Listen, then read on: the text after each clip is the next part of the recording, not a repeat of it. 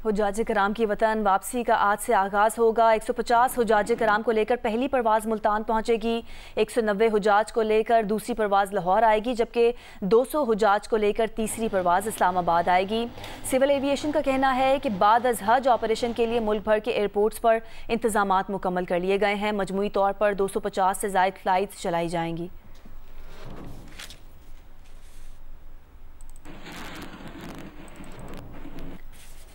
हज के दौरान हीट वेव से जाँ बहक हाजियों की तादाद 922 होने का दावा किया गया है। अरब सिफारतकार के मुताबिक जाँ बहक मिस्री हाजियों की तादाद ही कम से कम 600 तक जा पहुंची है। फ्रांसीसी खबर एजेंसी के मुताबिक जाँ बहक दीगर हाजियों का ताल्लुक उर्दन, इंडोनेशिया, ईरान, सेनेगल, त्यूनिस और इराक से है। ताहम ये वाज़ेह नहीं किया गया कि इन ममालिक के हाजियों की अमवात हीट वेव से ही हुई हैं या नहीं। उर्दन के 20 लापता हाजियों की तलाश भी जारी है। खबर एजेंसी के मुताबिक इस साल 18 लाख अफराद ने हज का फरीज़ा अंजाम दिया। हज के दौरान दर्जा हरारत 51.8 डिग्री सेंटीग्रेड तक पहुंच गया था। ये भी वाज़ेह किया गया है कि सऊदी अरब ने अमवात से मुतालिक मालूमात नहीं दी हैं। ताहम इतवार को कहा गया था कि गर्मी की वजह से 2700 अफराद थकन में मुब्तला हुए थे। एक खबर एजेंसी के मुताबिक हीट वेव से जाँ बहक हाजियों की अक्सरियत उन अफराद पर मुश्तमिल है जिन्होंने खुद को हज के लिए रजिस्टर्ड नहीं कराया था। इसकी वजह से वो एयर कंडीशन मकामात तक रसाई हासिल नहीं कर सके थे।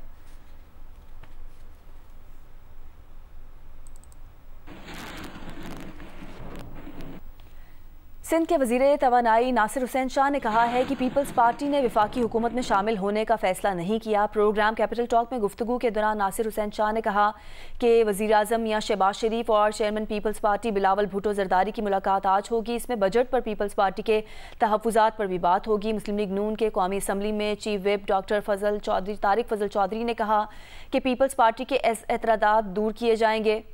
वज़ीर तवानाई सिंध नासिर हुसैन शाह का ये भी कहना था कि सदर आसिफ अली जरदारी की अदम मौजूदगी में कायम मकाम सदर की हैसियत से यूसुफ रज़ा गिलानी को ऑर्डिनेंस पर दस्तखत नहीं करने चाहिए थे। इस पर पीपल्स पार्टी को तहफ़्फ़ुज़ात हैं और CEC की मीटिंग में इस मामले को उठाया जाएगा। पीपल्स पार्टी वफाकी हुकूमत में शामिल होने के लिए तैयार है। फैसला अभी नहीं हुआ। हमारे यहाँ दो राय हैं, जिसमें एक राय है कि शामिल हुआ जाए, दूसरी राय है कि शामिल ना हुआ जाए। तो ये फैसला CEC करती है। प्राइम मिनिस्टर साहब के बिल्कुल राब्ते हैं और मेरे ख्याल में मीटिंग भी है जहाँ तक मेरे इल्म में है प्राइम मिनिस्टर साहब की और मोहतरम चेयरमैन बिलावल भुट्टो जरदारी साहब की भी। लेकिन ये फैसला CEC में होगा अगर कोई इस तरह की बात हुई। हमें तो अभी जो बजट है या जो इस तरह की जो चीज़ें आई हैं उन पे कुछ तहफ़्फ़ुज़ात हैं मेरे ख्याल में, जिस पर ज़रूर बात होगी। हर मुमकिन कोशिश कर रहे हैं कि हम इनके तमाम एतराज़ात को दूर करें और वो हो जाएंगे। कोई ऐसे एतराज़ नहीं है कि जिन्हें दूर करना कोई मुश्किल हो।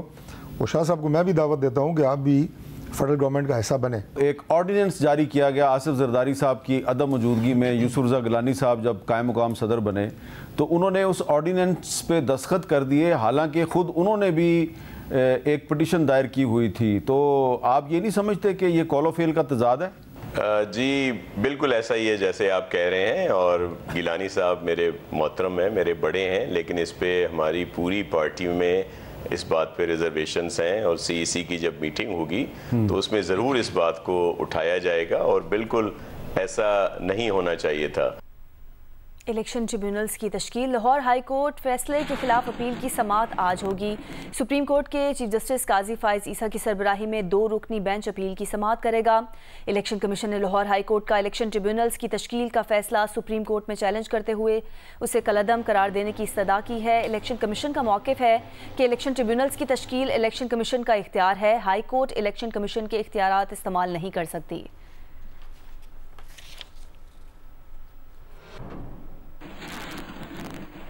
बानी PTI की तोशाखाना केस में नाअहली और बल्ले का निशान वापस लेने के खिलाफ अपीलें। लाहौर हाई कोर्ट का 5 रुकनी लार्जर बेंच आज समाअत करेगा। लार्जर बेंच में justice Shahid Karim, justice Shahram Sarwar Chaudhry, justice Jawad Hassan और जस्टिस रिसाल हुसैन शामिल हैं। रहनुमा PTI असद उमर के खिलाफ थाना तरनौल और असद कैसर समेत दीगर मुल्जिमान के खिलाफ थाना संगजानी में दर्ज मुकदमात में जमानत की दरख्वास्तों की समाअत भी आज होगी।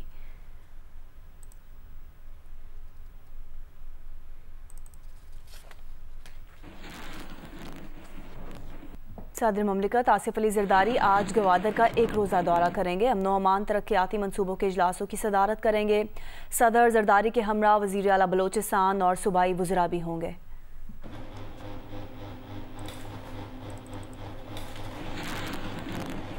वफाकी वज़ीर प्लानिंग एहसन इकबाल ने कहा है कि सियासी मफादात की आड़ में रियासत को नुकसान पहुँचाया जा रहा है। PTI समेत किसी को भी अनारकी और इंतशार फैलाने की इजाज़त नहीं दी जाएगी। पाक चीन ताल्लुकात ख़राब करने के लिए एक सियासी जमात ट्रोलिंग कर रही है। इन लोगों के खिलाफ सख्त कार्रवाई जल्द दिखाई देगी। मुल्क को कमज़ोर करने का फ़ायदा किसी और को पहुँच रहा है। लाहौर से जवाद मलिक रिपोर्ट कर रहे हैं। लाहौर में प्रेस कॉन्फ्रेंस करते हुए वफाकी वज़ीर एहसन इकबाल ने कहा कि आज़ादी राय की आड़ में PTI फितना और इंतशार फैला रही है, पेट्रोल गर्दी में मुलव्वस है। इमरान खान को जेल में हमने नहीं डाला, वो अपने केसेस की वजह से जेल गए हैं। वो इंतशार सड़कों पर लाना चाहते हैं। चीन के हालिया दौरे पर मनफी ट्रोलिंग की जा रही है। जमात बेनकाब हो चुकी, इनके खिलाफ एक्शन दिखाई देगा। इमरान खान साहब अगर आज जेल में है तो वो जेल में हमने तो उनको नहीं डाला, वो अपने करतूतों की वजह से हैं। अब पिछले 3-4 दिनों से पाकिस्तान और चीन के ताल्लुकात पर ट्रोलिंग शुरू की हुई है।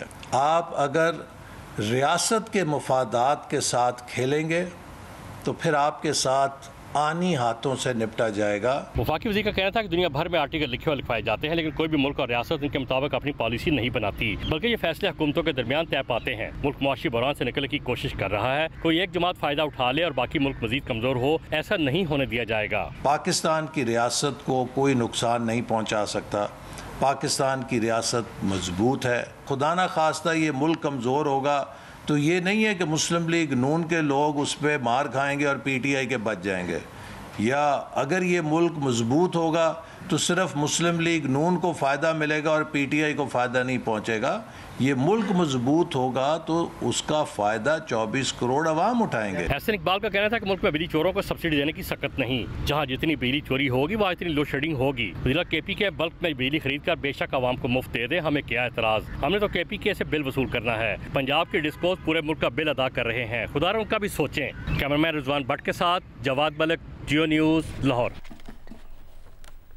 वफाकी वज़ीर तवानाई अवैस लगारी ने वफाकी वज़ीर दाखिला मोहसिन नकवी को खत लिखकर खैबर पख्तूनख्वा में ग्रिड स्टेशन पर पेश आने वाले वाक़यात पर मदद मांग ली। खत में कहा गया है कि खैबर पख्तूनख्वा में ज़िम्मेदार शख्सियात ग्रिड स्टेशन के अहाते में मुजाहिरों की क़यादत कर रही हैं। ऐसे वाक़यात बिजली बंदिश पर मर्दान, चारसदा, टांक, बन्नू और पेशावर में पेश आ रहे हैं। बताया गया कि CEO पेस्को की तरफ से भेजी गई एक रिपोर्ट शेयर की जा रही है, जिसके मुताबिक सूबाई अरकान असम्बली और दीगर ने ग्रिड स्टेशन अमले को बिजली बहाली से गैर कानूनी अहकामात दिए। इन फीडर्स पर बहुत नुकसानात और बिजली चोरी होती है। ये सूरत हाल ग्रिड स्टेशन और अमले की हिफाजत के लिए खतरे का बायस है। पुलिस जिम्मेदारों के खिलाफ FIR का इंदराज नहीं कर रही।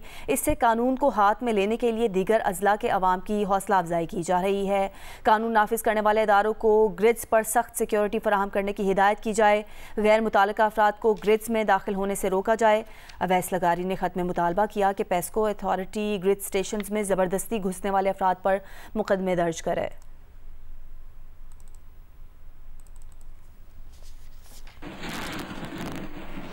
महकमा दाखिला का बिजली सप्लाई और लोड मैनेजमेंट से मुतालिक पेशावर की ज़िला इंतज़ामिया को खत कमिश्नर्स और डिप्टी कमिश्नर्स को लोड शेडिंग से मुतालिक पेस्को हुकाम के साथ मीटिंग करने की हिदायत कर दी गई।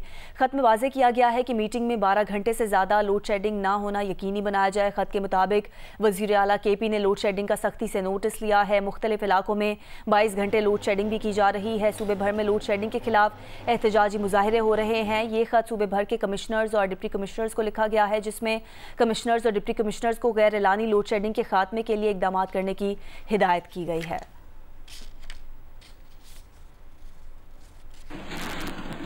खैबर पख्तूनख्वा में बिजली के बहरान पर वफाकी वज़ीर दाखिला मोहसिन नकवी और वज़ीर आला खैबर पख्तूनख्वा अली अमीन गंडापुर के दरमियान राब्ता हुआ है। वज़ीर आला KP अली अमीन गंडापुर ने अपने तहफ़्फ़ुज़ात से वज़ीर दाखिला मोहसिन नकवी को आगाह किया। वज़ीर दाखिला और वज़ीर आला खैबर पख्तूनख्वा ने बातचीत के दौरान लोड शेडिंग के मसले पर 2 रोज़ में मुशावरत और मुज़ाकरात पर इत्तफ़ाक़ किया। इफ़हाम तफ़हीम से बाहमी गलतफ़हमियाँ दूर की जाएंगी। वज़ीर आला खैबर पख्तूनख्वा ने वज़ीर दाखिला को ग्रिड स्टेशन के तहफ़्फ़ुज़ की यकीन दहानी कराई। वज़ीर दाखिला मोहसिन नकवी का कहना था कि पूरी कोशिश है खैबर पख्तूनख्वा में लोड शेडिंग का मसला जल्द हल हो। तमाम वफाकी तनसीबात की हिफाजत हुकूमत की जिम्मेदारी है।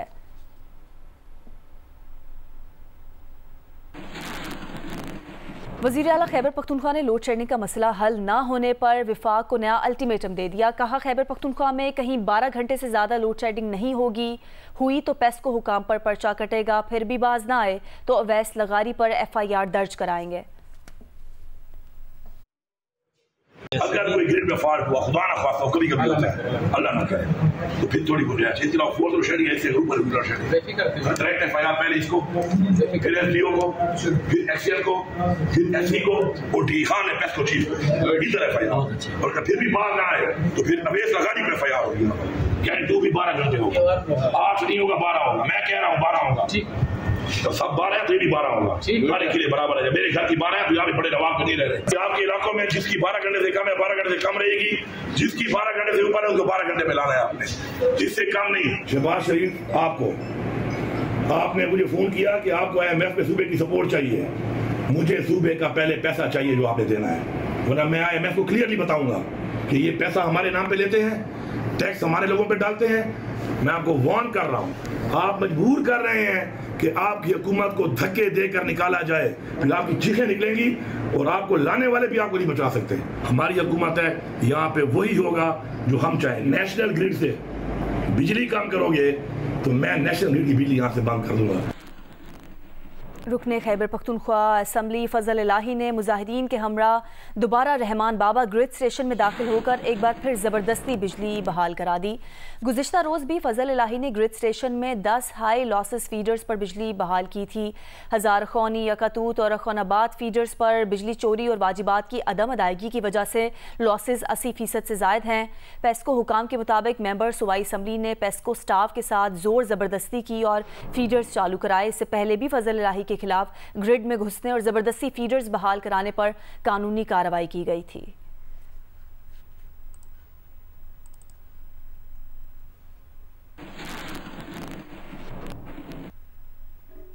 स्पोर्ट्स न्यूज़ में आपको बताएं कि T20 वर्ल्ड कप के सुपर 8 मरहले के पहले मैच में जनूबी अफ्रीका ने अमेरिका को 18 रन से शिकस्त दे दी। 195 रन हदफ के ताकुब में अमेरिकी टीम 6 विकेट पर 176 रन बना सकी। T20 वर्ल्ड कप के सुपर 8 मरहले के पहले मैच में अमेरिका ने टॉस जीतकर जनूबी अफ्रीका को बैटिंग दी।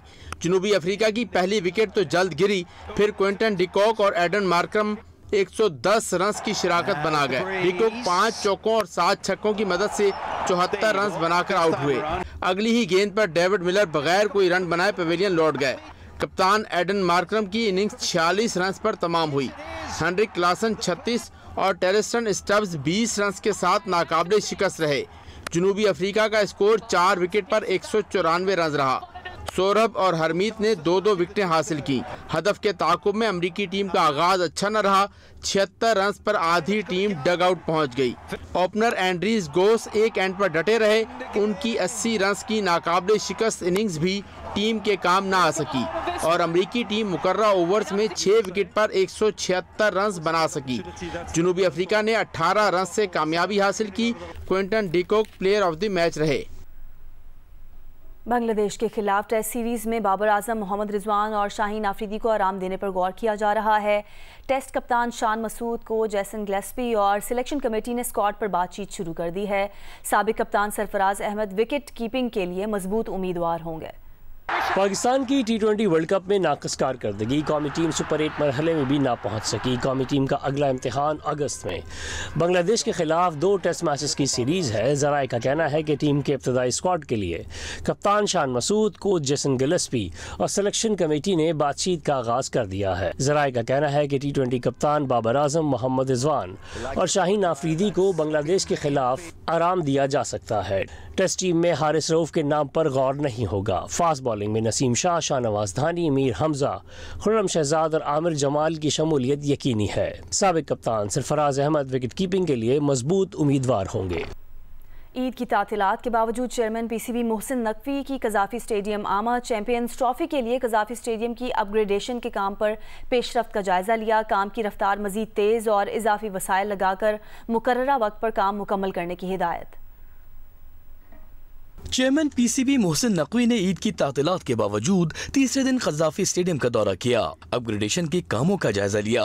चेयरमैन ने कज़ाफ़ी स्टेडियम में तामीर शुदा दफातर गिराए जाने के काम का मुआयना किया और 30 जून तक काम मुकम्मल करने का टास्क दिया। उन्होंने ईद की तातीलात के बाद मशीनरी और मजदूरों की तादाद बढ़ाने की हिदायत की। चेयरमैन मोहसिन नकवी ने काम की रफ्तार को मजीद तेज करने की भी हिदायत की। मोहसिन नकवी ने इजाफी वसाइल लगाकर काम को मुकर्रर वक्त में मुकम्मल करने के अहकाम जारी किए। चेयरमैन पीसीबी का कहना था कि आईसीसी चैंपियंस ट्रॉफी से कबल कज़ाफ़ी स्टेडियम के साथ नेशनल स्टेडियम कराची और रावलपिंडी स्टेडियम की अपग्रेडेशन का काम मुकम्मल कर लिया जाएगा। ईद के मौके पर बल्दिया उज़्मा कराची की जानिब से आलाइशें उठाने का सिलसिला जारी है। कुर्बानी के जानवरों की बाकियात इलाकों में मौजूद होने के बाइस ताफुन ख़त्म न हो सका। मजीद बता रहे हैं जियो न्यूज़ के नुमाइंदे दानियाल सैयद। आज बिल्कुल बल्दिया उज़्मा कराची की जानिब से ये दावा किया गया था कि ईद उल अज़हा के मौके पर शहर भर से जो बाकियात या आलाइशें होंगी उनको फौरी तौर पर ठिकाने लगाया जाएगा। शहर के बेशतर मकामात से ईद उल अज़हा के तीनों दिनों में हमने देखा कि फौरी तौर पर KMC और जो दीगर मुताल्लिका इदारे उनकी जानिब से कार्रवाइयाँ की गई। तमाम जो आलाइशें थी उनको उठाया गया, लेकिन कुछ मकामात शहर के कुछ इलाके ऐसे भी हैं जहाँ पर इन बाकियात को उठाने में ताख़ीर का मुज़ाहरा किया गया। आलाइशों की वजह से इलाके में गंदगी, गलाज़त, साथ ही साथ जो ताफ़ुन है वो भी उठ रहा है और शहरियों का ये मुतालबा है कि फौरी तौर पर इन आलाइशों को हटाकर डंपिंग पॉइंट पर ले जाने के बाद इलाकों में स्प्रे किए जाएं ताकि ताफ़ुन को रोका जा सके और जो बदबू इलाके में फैल रही है उसके ऊपर भी काबू पाया जा सके। जी। वज़ीर आला मरीम नवाज़ की हिदायत पर ईद सफाई मुहिम के बाद ट्रांसपोर्ट किरायों में कमी के लिए ग्रैंड ऑपरेशन शुरू कर दिया गया। वज़ीर आला ने डिप्टी कमिश्नर को हिदायत की कि किरायों में कमी यकीनी बनाई जाए और ईद के बाद वापस आने वाले परदेसियों से ज़ायद किराए की वसूली रोकी जाए। वज़ीर आला मरीम नवाज़ की हिदायत पर ट्रांसपोर्ट किरायों में कमी के लिए डिप्टी कमिश्नर्स की क़यादत में पूरे पंजाब की इंतज़ामिया सड़कों पर निकल आई। खानेवाल, मुल्तान, साहिवाल, गुजरांवाला, सियालकोट, जहलम, मंडी बहाउद्दीन और दीगर अजला में ट्रांसपोर्ट किरायों की पड़ताल शुरू कर दी गई। शेखुपुरा और फैसलाबाद के डिप्टी कमिश्नर्स ने बसों पर छापे मारकर किरायों की चेकिंग की। रावलपिंडी, सरगोदा, लैया और भक्कड़ के डिप्टी कमिश्नर्स ने भी छापे मारकर मुसाफिरों से किरायों के बारे में दरियाफ्त किया।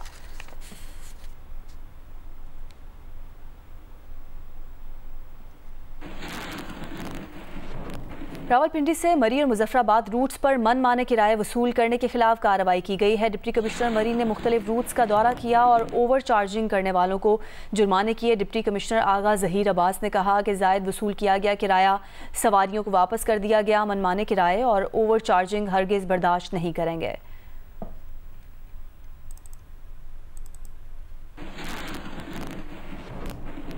घोटकी में दर्जनों पुख्ता सड़कें टूट फूट का शिकार हो गई हैं। मजीद तफसीलात बता रहे हैं जियो न्यूज़ के नुमाइंदे मलिक असलम। जी, मैं इस वक्त मौजूद हूँ सक्खर मुल्तान वे मोटरवे के करीब। मोटरवे को लिंक करने के लिए जितनी भी सड़कें बनाई गई हैं वो सारी टूट फूट का शिकार है। मैं इस वक्त जो है उबाड़ों के करीब मोटरवे के साथ जो लिंक सड़क है उस पर मौजूद हूँ। ये आप देख सकते हैं नीचे मुसलसल ये दूर तक ये सारी की सारी टूट फूट का शिकार है। जबकि ये इलाका का ये कहना है कि यहाँ पर तारकोल की बजाय जो है काला तेल इनमें इस्तेमाल किया गया था जो उतर गया है। अब जो ये पत्थर उखड़ कर सामने आ गए हैं जिसकी वजह से ट्रैफिक के रवानगी पे भी मुश्किलात का सामना है और इसके अलावा आने जाने वाले लोगों को भी मुश्किलात का सामना है। यहाँ के बाशिंदों ने आला हकाम से मुतालबा किया है कि जो करोड़ों रुपए की जो सड़क ये बनाई गई है इसकी आला सतही तहकीकात की जाए और मुर्तकब अफराद को जो है कैफरी किरदार तक पहुँचाया जाए। 20 साल पहले मंजूर होने वाले नामुकम्मल पेशावर नॉर्दर्न बाईपास मंसूबे में हायल आखिरी रुकावट भी दूर हो गई। कोकी खेल कबाइल ने हुकूमती जिरगा कबूल करते हुए मुतनाज़ ज़मीन का कब्जा नेशनल हाईवे अथॉरिटी के हवाले कर दिया। मंसूबे पर काम अगले साल जून में मुकम्मल कर लिया जाएगा। तहम ताख़ीर के बायस इसकी लागत 18 अरब रुपए बढ़ी। महम कुरैशी इस पर रिपोर्ट करेंगी।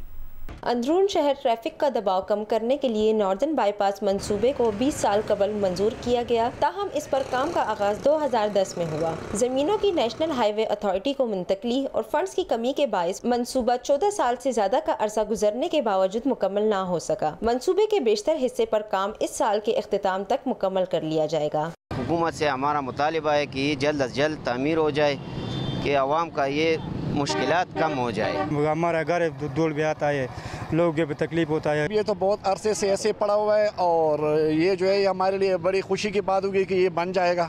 31 किलोमीटर नॉर्दर्न बाईपास मंसूबे के पहले सेक्शन मोटरवे से चारसदा रोड पर तामीराती काम मुकम्मल कर लिया गया है। दूसरे हिस्से चारसदा रोड से वर्सक रोड पर 50%, तीसरे हिस्से वर्सक रोड से नासिर बाग रोड तक 82%, जबकि आखिरी हिस्से नासिर बाग से जमरोद रोड पर सिर्फ 22% काम मुकम्मल किया जा सका है। टोटल तखमीना लगाया गया वो 27 अरब रुपए का है, जिसमें से 17 अरब रुपए वफाकी हुकूमत जारी कर चुकी है और इस साल भी बजट में इसके लिए खतीर रकम मुख्तस की गई है। बहुत खुशाइंद बात है कि इंशाअल्लाह उम्मीद हमें यही है कि दिसंबर तक जो है ना ये आमदोरफ्त के लिए ओपन हो जाएगी। मंसूबा मुकम्मल होने से Jamrud road, university road, ring road, अंदरून शहर और जीटी रोड पर न सिर्फ ट्रैफिक का बोझ कम होगा बल्कि ट्रैफिक की रवानी में भी बेहतरी आएगी। नॉर्दर्न बाईपास मंसूबे के मुकम्मल होने से अफगानिस्तान आने और जाने वाली छोटी गाड़ियाँ, मालबरदार ट्रक और ट्रॉलर मोटरवे से तख्ताबेग तक का सफर अब घंटों के बजाय सिर्फ 18 मिनट में तय करेंगे, जो हमसाया ममालिक अफगानिस्तान और पाकिस्तान के दरमियान तिजारती रवाबित को मजबूत बनाएगा। कैमरामैन फजल हुसैन सैयद और रिजवान शेख के साथ माहम कुरैशी, जियो न्यूज़, पेशावर। जिला थरपारकर के हेडक्वार्टर मिट्टी के शहरी पानी की बूंद बूंद को तरस गए हैं। मजीद बता रहे हैं थरपारकर से जियो न्यूज़ के नुमाइंदे निज़ाम समो। जी बिल्कुल, 1 लाख आबादी पर मुश्तमिल मिट्टी शहर के शहरियों को पीने की पानी की फराहमी के लिए साबिक सदर परवेज़ मुशर्रफ के दौरे हुकूमत में नहर का पानी नौकोट से मिट्टी तक पाइपलाइन ज़रिए मंसूबा दिया गया था, जिसका पंपिंग स्टेशन मिट्टी शहर के 5 किलोमीटर करीब गांव फांगारियों में कायम किया गया था, जहां से पाइपलाइन ज़रिए मिट्टी शहर को पानी फराहम करना था। लेकिन 2 माह से मिट्टी के अक्सर महलों में पानी की फराहमी बंद है और टैंकर माफिया पानी का टैंकर 4 से 8 हज़ार रुपये फरोख्त किया जा रहा है। वेठा 3 किलोमीटर आयो उते मजर असांखे पानी की ॾाढी दुख है। शहरियों ने सिंध हुकूमत से मुतालबा किया है कि म्यूनसिपल कमेटी मिट्टी की जानिब से पानी के ठीके को मनसूख किया जाए और शहरियों को पानी की फराहमी को यकीनी बनाया जाए। जी, कटहल या जैक फ्रूट नामी मुनफरिद और बेशुमार खूबियों वाला फल आज भी बहुत से लोगों के लिए गैर मारूफ है, ताहम अब सिंध में भी इसकी बाकायदा काश्त शुरू कर दी गई है। तफसीलात बता रहे हैं मीरपुर खास से नुमाइंदा जियो न्यूज़ मोहम्मद खालिद। भारी भरकम फल जैक फ्रूट या कटहल बतौर फल ही नहीं बल्कि सब्जी के तौर पर पकाकर भी इस्तेमाल किया जाता है। कटहल का वजन 2 से 35 किलोग्राम तक होता है। कैल्शियम और ग़िज़ाइयत से भरपूर ये फल आज भी महंगे दामों फरोख्त होता है। 20-25 किलो का होगा है, मगर इधर सिंध में कोई खाता नहीं है। कराची में जाता है, फिर दूसरे मुल्क के लोग आते हैं, गोश्त के बराबर है, खाने में 400 रुपये किलो यहाँ पे चलता है। कराची में बहुत महंगा है ये। ज़राई माहिरीन के मुताबिक बेशुमार खूबियों वाला ये फल दीगर ममालिक में सब्जी के अलावा बतौर फल मशरूबात में भी इस्तेमाल होता है। तो इसका सालन बहुत अच्छा बनता है, मतलब उसमें पकाया जाता है। दूसरा इसको जैसे जाम, जेली, मार्मलेड उसमें भी इस्तेमाल किया जाता है।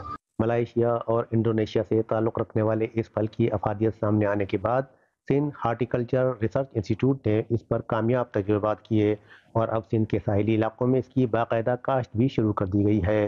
कैमरा टीम के साथ मोहम्मद खालिद, जियो न्यूज़, मीरपुर खास।